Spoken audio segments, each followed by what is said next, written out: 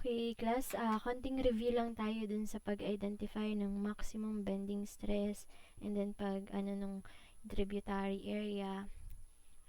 So, consider the framing plan shown.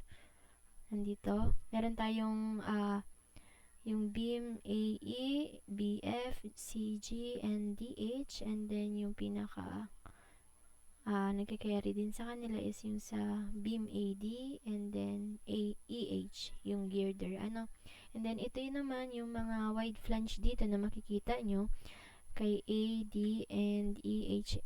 E and H ay yung mga nagsiserve as the column ng frame natin. So, meron tayo ditong given properties ng beam na 460 mm by 97 kg per meter. Meron siya, andito na yung area, depth, and flange width, etc. So, meron tayo ditong given na superimposed dead load na 5 kPa and live load na 3.6 kPa. Ano nga ba yung tinatawag nating superimposed dead load? Kapag sinabi nating superimposed dead load, yung mga dead load lang yan na permanent structure na nakapatong dun sa frame natin, except dun sa weight mismo nung beam natin, nung structure na nagkikerry.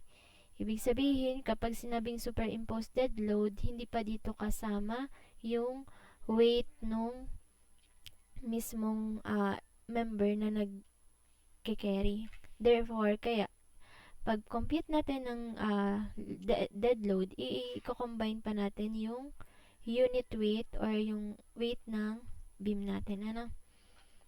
So, try natin. Since by pressure ito, 'di ba, by tributary area tayo mag-compute. So, yung tanong natin is determine the maximum bending stress in beam BF. Therefore, ito siya. Sabi ko nga, 'di ba naka-pressure yung meron tayong floor load. Di kukunin natin yung tributary area. 'Di ba pagkuha natin ng tributary area, meaning asan ba yung i-support, i-carry niyang load. So, dito, kalahati dito sa kaliwa, i-carry niya. And then, kalahati dito sa kanan, i-carry niya. Bali, 2 meters pa rin yung magiging area na isasakupin niya, na i-carry niya. Samantalang dito sa AE, isang side lang, kalahati lang. D1 lang. Yun natin i-multiply.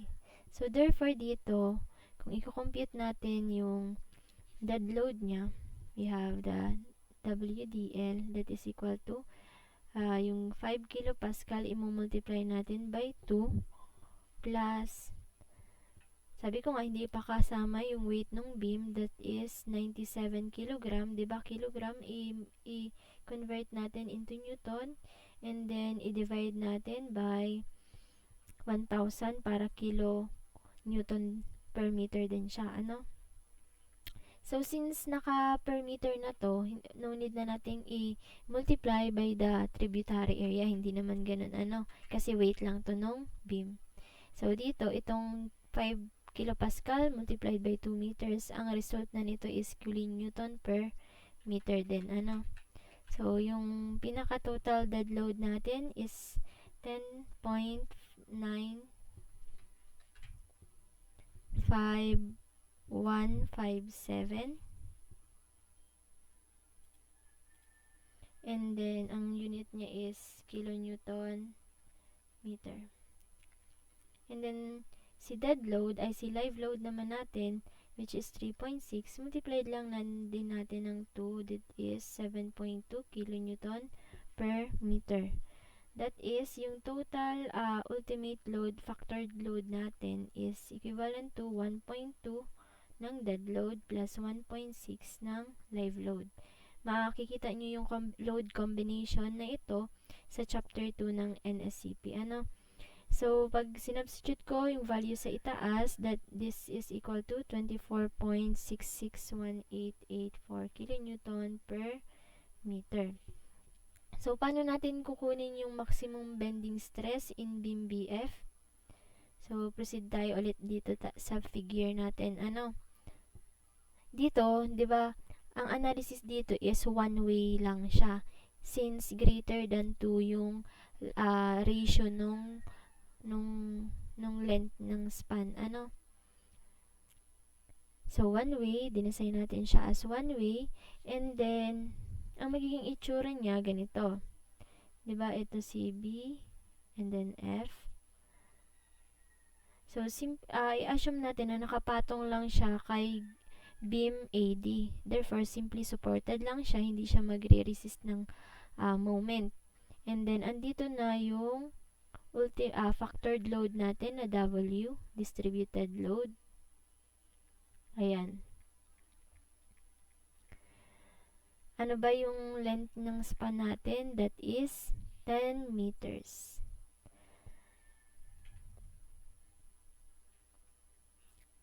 So, kung i-draw natin yung shear diagram nito, di ba, meron tayong pag ganito, tataas muna siya dun sa reaction, and then, yan, bababa. Yan, assume natin na ito ay gitna yan. 5 meters. Yan. Sa gitna, zero shear siya. Kung asan yung, ito yung shear diagram natin, shear diagram. And then, asan yung natin, pag sa moment. Yung moment naman natin, ganito.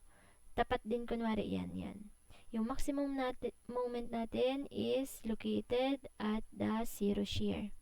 That is 5 meters din.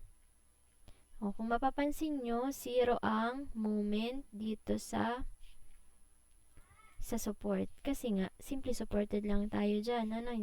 Wala dyan, hindi siya nagre-resist ng moment dyan. Therefore, dito, kapag simple span lang siya and then distributed load yung meron ka, maximum moment is equal to WL squared over 8.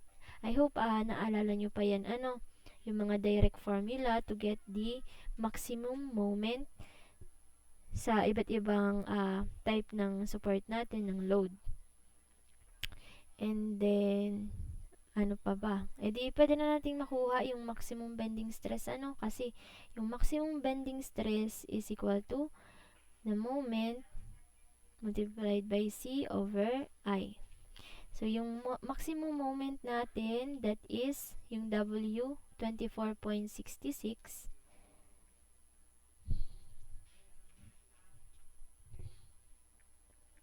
Kunwari, nakastore yung values ko dyan. And then, yung L natin is the length natin as 10 meters. And then, divided by 8. This is equal to, kunwari ito, i-directa ko na. Kung ilan na, sige, i-ano ko na. Ito, yung value dito, dinirekta ko na kasi sa calc para maano yung ito. Directly isa-substitute ko na siya dito. Therefore, kung ano man yung value niya, i-multiplied ko by C. Ano ba yung C natin? Diba, ang section natin is wide flange. Therefore, ganito siya. Yung D niya is the total depth. Therefore, yung maximum, yung pinaka farthest fiber dun sa neutral axis natin is D over 2. Therefore, ano ba yung D natin dito? Ito. Ang D is 465. That's why, meron tayong 465 divide 2, and then yung I natin, since ang magkikerry niyan, ino-orient natin siya lagi patayo, therefore, ang magkikerry niyan is si major axis, which is X. Therefore, ang gagawin natin na moment of inertia is si IX. Therefore, we have 445 times 10 raised to 6. Since mm raised to 4 ito, i-divide ko by 1000 raised to 4, and then we have 161 0.06 times 10 raised to 6 Newton per m squared or Pascal. This is equal also to 161.6 megapascal. So, ito yung maximum bending stress natin at beam BF. Ano? Paano naman yung second question natin?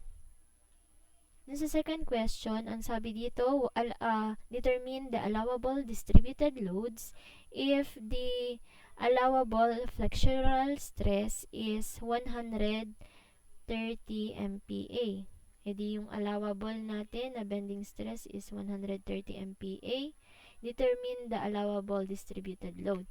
Pag ang nangyayari dito, kapag i-determine mo yung allowable distributed load, dito, ang mangyayari lang, fix na yung dead load. Kasi hindi mo siya pwedeng alisin. Naandun na siya. Ang magbabago lang dito is yung ilan lang yung pwedeng applied load sa live. Yung live load natin. So, same lang yung gagamitin nating dead load. Ang magbabago lang si live load. Kanina? So, reverse lang yung solution natin. Galing tayo sa allowable bending stress, kukunin naman natin yung magiging value ng live load natin. Therefore, yung FB is equal to MC over I natin. We have 130 equal to M. Yung C natin, 465 pa din. Divide by 2. Yung I is 445 times 10 raised to 6. M is equal to 19.91 kilonewton. Hindi. 248.82 times 10 raised to 6 Newton meter. Newton mm. Kaya kapag inano to, kilonewton meter, we have 248.82 kilonewton meter na to. Yan. And then, meron na tayong moment. Diba ang maximum moment natin ang galing sa WL squared over 8. Substitute lang natin to 248.82. This is equal to WL squared natin and then over 8.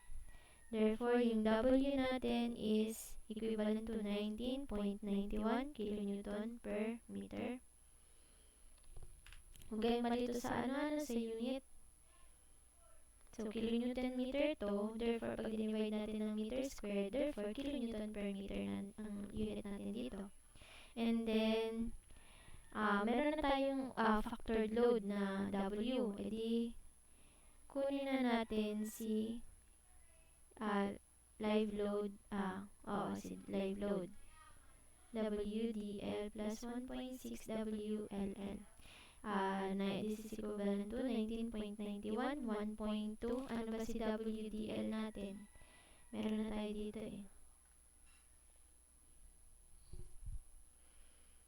WDL natin, 10.95. Hindi yan nagbago, And then, ito lang, yung aalamin natin si live load. Si live load is 4.23 kilonewton per meter. Ito na yung allowable applied load lang or distributed load. Kung i-convert natin ulit siya sa pressure, therefore, i-divide lang natin siya by ilan? By 2 meters. Therefore, yung allowable floor load niya is 2.11 kilopascal. So, kung i-compare natin, di ba yung sa actual na nilagay niya is 3.6. Kung ang allowable flexural stress natin is 130, magfe-fail siya. Kasi yung pinaka-maximum capacity mo lang na applied loads is 2.11. So, yun. So, ganun lang naman. So, practice lang, i-recall nyo lang yung sa theory, yung pagkuha ng mga maximum moment. And then, yun lang. Thank you.